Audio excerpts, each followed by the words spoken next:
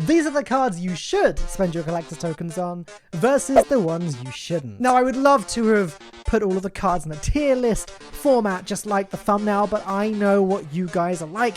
You will skip to the end, you will see what tier each card is in, and then you will click off the video. I can't have that. Audience retention is important and I've got to eat. And 10 seconds of view time just ain't gonna cut it. In this video, we're gonna go through each and every card and I'm gonna explain to you why you should or should not spend your valuable collector's tokens on the card. Answer number 12 may surprise you. We're gonna start off with Sentry. I'm sorry that these cards are in a random order. Actually, I guess just doing this in a smash or pass format would make more sense. Sentry's a pass. A lot of the problem with the Series 4 and Series 5 cards, the way that I see it, is that there are ideas that just don't quite have enough tools to make them a reality. Sentry is an awesome concept. 8 power for 4 energy is pretty good, it's the high end, but the downside of putting a Void on the right, there's not that much you can do with it. You can eat the Void with Carnage, you can give the Void to your opponent with Viper, but each of these, they require you to get a very specific number of cards in the very specific order. And while 8 power is on the high end, it's not quite high enough to justify limiting your deck quite to the degree that you have to with Sentry. Now, Sentry was recently moved down to Series 4 from Series 5, so if you do want to buy it, there's only 3,000 tokens, and it's not the worst deal in the game, but it's just not one that I can see anyone really having that much use for. It also combos with Valkyrie, which is another Series 4 card that you would have to purchase. You know, this stuff does get expensive because a lot of it does have to combo together. For me, and I do own Sentry, I opened it as my Series 4 card in a box, but for me, Sentry is a pass. It's gonna come to Series 3 eventually when you'll get it for free, and honestly, with its power and its ability, it's really only worth getting for free. Darkhawk was in the same bucket of cards as Sentry, by which I mean it was moved down to Series 4 at the same time as Sentry, and unlike Sentry, I would say Darkhawk is a smash. This card synergizes obviously with Korg and Rockslide, but you know, this combination of cards has been proven good enough to fit into a deck. It also synergizes well with Zabu, which is still quite strong, and you know, Sentry does also synergize with Zabu, but it's still a bit weak, whereas Darkhawk, you know, its worst case is this card is usually still going to be 6 power, and then for every rock that you put into your opponent's deck, it's going to get bigger than that. Not to mention you can combo Darkhawk with Spectrum, with various locations that are helped by ongoing effects, and of course you can combo it with Mystique to get twice the effect. In fact, Darkhawk is in a pretty popular Agent Coulson deck that's been going around recently. Genuinely, this card's really strong. Again, it will come to Series 3 in 2 months, where you will be able to get it for free. But the thing is, every single card in Marvel Snap moves down the series is like within a couple months anyway, so you can't base all of your decisions on that. Personally, if I were you, if you didn't have Darkhawk yet and you wanted it, I would go ahead and pick this card up. Smash. Silver Surfer. Silver Surfer also came to Series 4 in the same bucket as the last 2 cards. Obviously, it was a season card, so I'm sure a lot of you already have Silver Surfer. It used to be absolutely busted and it got nerfed. And the nerf is interesting because it actually upped its power but decreased its effect. I would personally call Silver Surfer a pass. Silver Surfer works particularly well with Brood, but in general, I just think the card is less fun than Ironheart, which is a card that you already have. You have Ironheart, right? It comes to Series 3 in May, where you will be able to get the card for free if you haven't already. If you haven't had Silver Surfer already, if you weren't able to take advantage of it when it was at its strongest as the season card, just wait, you'll enjoy it when it does come out later. Pass. Sauron is the start of the next bucket of cards. It is still currently Series 5, but, and this is going to be something I'm saying for a few of these coming cards, Sauron is all but guaranteed to be in the next series card drop.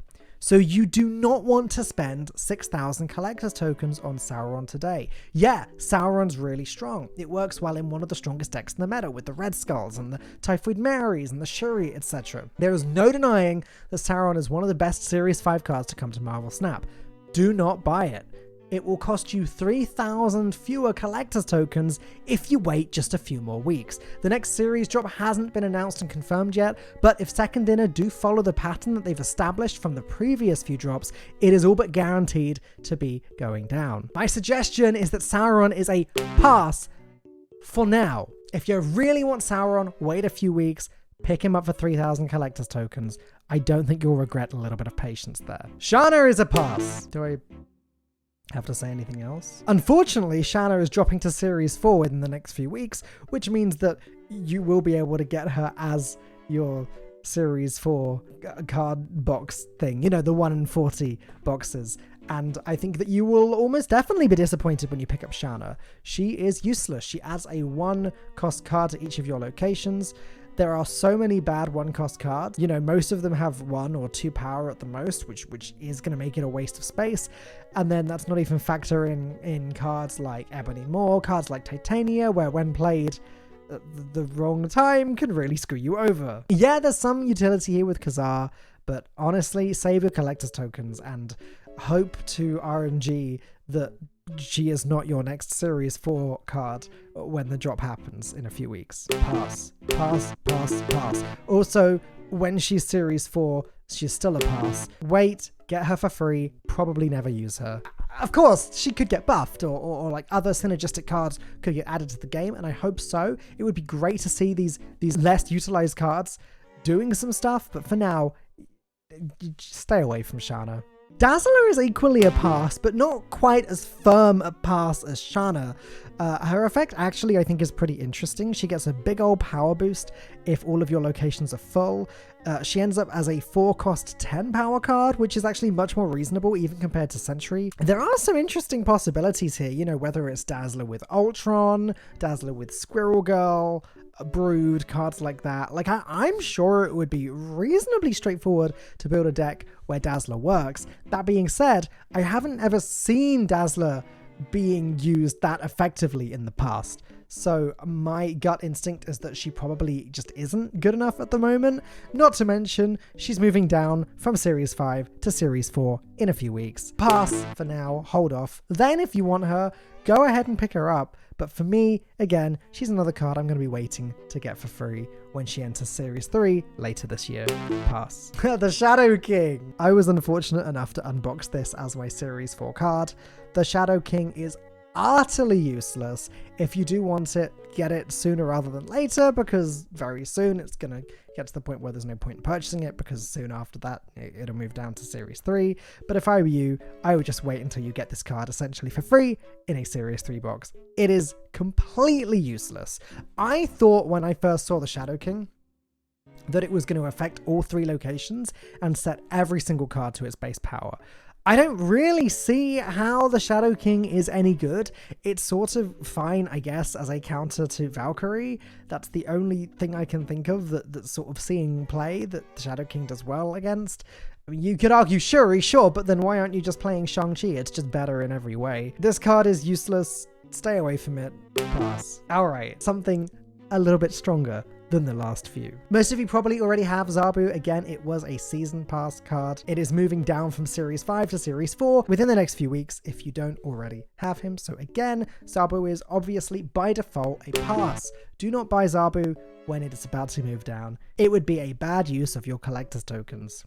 I think it's really important to spread the word on stuff like that because it's not really particularly well communicated in game what series the cards are and that kind of thing, and it's definitely not communicated well in game when cards are going to be moving down. So I think spreading this information to as wide an audience as possible is a really good thing. We want the player base to know when cards are going to move down and when they shouldn't be purchasing cards because they're going to move down, because it's going to save them some money. And who doesn't like saving the player base some money? But what about when Zabu does move down to Series 4?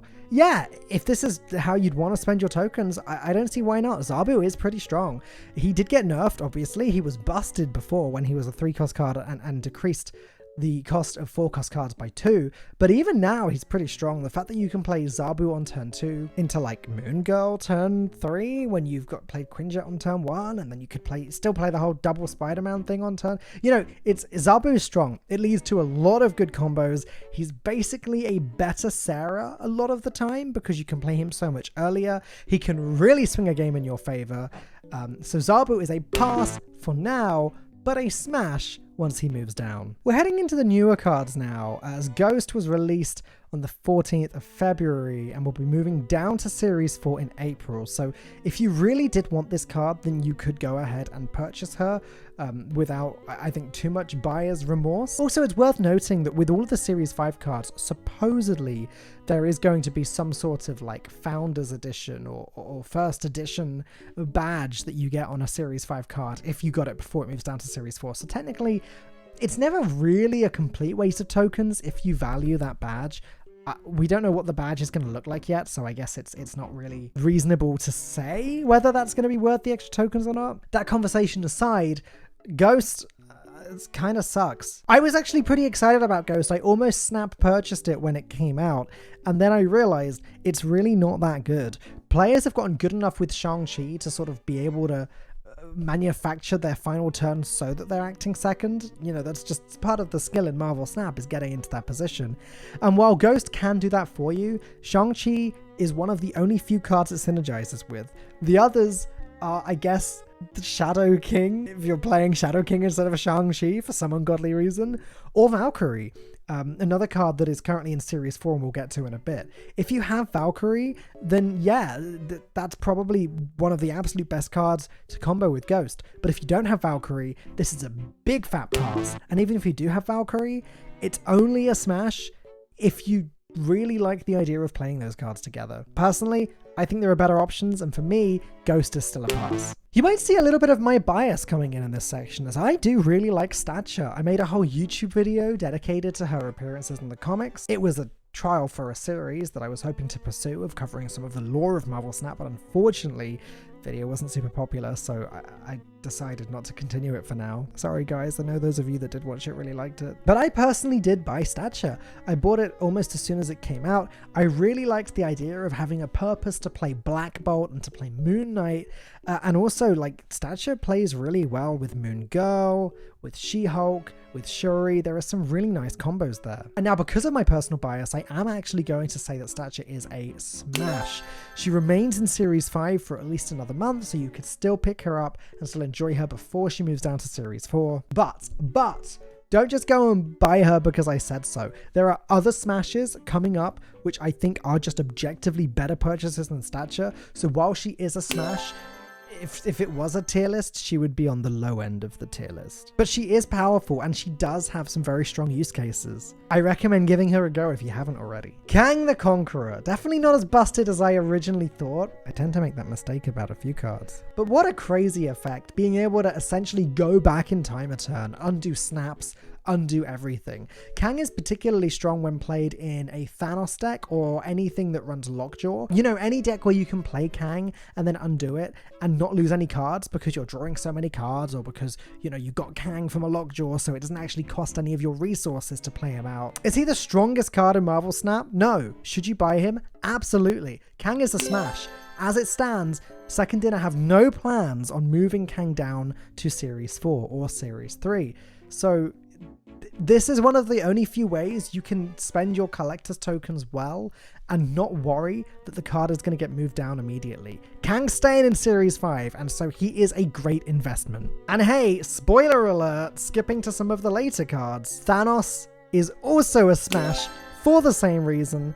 Galactus is also a smash for the same reason. I don't need to go into how powerful Thanos and Galactus both are. They both have whole archetypes dedicated to them. They've both been very powerful. They've both been nerfed in the last few months. They're both extremely strong. Whether you like the playstyle or not, Thanos, Galactus, and Kang should be the first card you spend your collector's tokens on, as they're not moving down, so they are always going to be a good investment. Now, MODOK. Busted MODOK. Yeah, I don't know. I think MODOK might be slightly weaker than Stature. Like, MODOK's probably a pass. Again, he's a season pass card, so you probably already have him, or a lot of you already have him.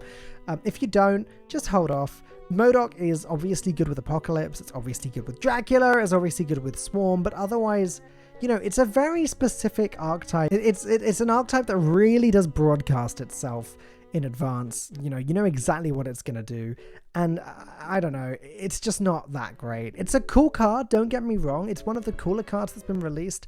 MODOK just isn't strong enough to warrant spending 6,000 collector's tokens on, so it's a pass. Speaking of not strong enough to spend your collector's tokens on, I don't really understand Master Mold. Obviously, you've got the Marvel Snap creators that are getting all of the cards straight away, that are really showing how much fun these cards can be. I think for me, the problem with Master Mold is that I don't find this card or Iceman or Baron Mordo or Scorpion quite as fun as the cards that do something for you, because yes, they're clogging up your opponent's hand, but you don't see that. That's not necessarily a palpable effect. Like, yeah, it's going to decrease what they can draw, possibly, but it's so situational. You're relying on filling up your opponent's hand to really do anything with Master Mold. I guess you could combo it with Baron Mordo and with Maximus, and you know, you could fill up your opponent's hand with useless rubbish and really try and capitalize on that. But I just, again, I feel like similarly to Sentry, it's a cool idea where the tools just aren't there yet to make this idea into something truly great. So for me, Master Mold is a pass. Negasonic Teenage Warhead. Oh boy. Now, I talked about this in my last video, and to be fair, I got some comments from you guys telling me some good use cases for Negasonic Teenage Warhead. I thought that she would be really, really cool and great. She is not really being used in any of the top meta decks at the moment. That could change, of course. I hope that it does. But for now, again, I just think she's a worse Shang-Chi a lot of the time. Even the examples where people have told me that she's good, like in Galactus decks, like I've tried her in Galactus, she's just much worse than Shang-Chi. I know that you can play her and then play Nimrod, and so there are some use cases there. I've heard that she's pretty good to play with Daredevil on the board, so that you can, you know exactly what your opponent's doing and know what you're going to blow up. And again, to be fully transparent, I snap bought this card. I spent all 6,000 of my tokens on it, and I have barely used her. I regret it. Pass. Don't make the same mistake I did. Just wait for her to move down. And Kitty Pryde.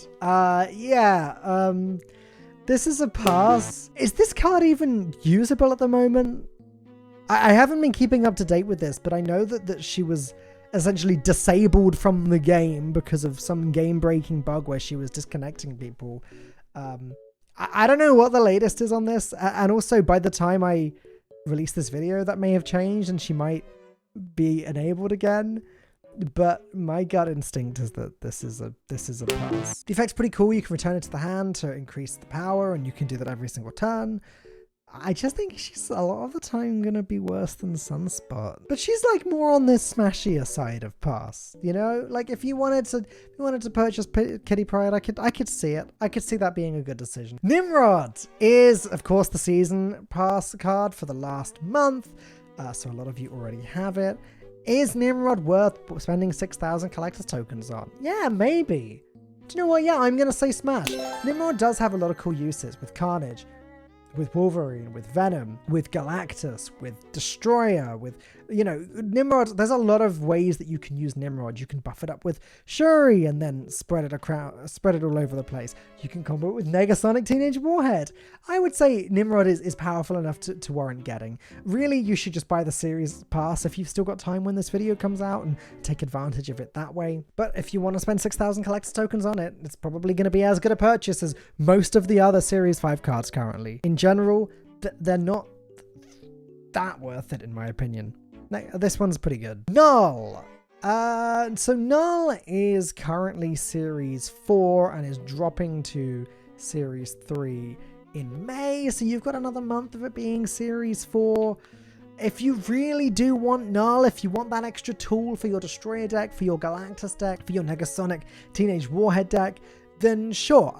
There are worse Series 4 purchases that you could get than Null. I would say that Null is a smash, but it's a very loose smash. Personally, I'm not going to be purchasing Null. I've never thought that this card is strong. I think it's too weak to Rogue and it's too weak to Shang-Chi. I just don't think Null is great in general. That's just my opinion. Others disagree, and that's absolutely fine. If you yourself like Null, if you want to give it a go, sure, you can consider Null a smash. I just have this crazy bias against this card where I don't think it's very good, and I've never thought that it is any good, and one day I'll get my hand on it, and maybe I'll change my mind. But yeah, smash at your own peril, at your own risk. To be fair, I think there are quite a few good Null decks that have been surfacing on Twitter recently, so if I was ever gonna purchase Null, I think I'd be more tempted now than ever. The Black Panther was a Season Pass card way back when. It is currently Series 4. It'll be Series 3 at some point in April. And yeah, do you know what? If you for some reason still don't own Black Panther, I'd say it's a smash. Card's strong. Card's very good with Adam Solo. Card's very good with Wong. Card's very good with Shuri. It's one of the most powerful cards in on-reveal decks, which personally I find pretty fun. It's good with Odin as well. Yeah, Black Panther's pretty good. Is it worth 3,000 collector's tokens? Again, it's all at your own peril, but I would say smash. That is if you cannot wait a month and a half for it to move down to Series 3, when of course you would get it for free. I think there's a caveat to this video. A lot of the cards, I generally like to be patient and wait for cards to move down, but like I can see why others wouldn't like to wait, and while personally I would always wait for these cards to move down to Series 3 and focus on buying Series 5 cards basically when they're brand new, if you would like to buy it, I can see why that could be a good decision for you, and that is why I say smash. I hope that makes sense.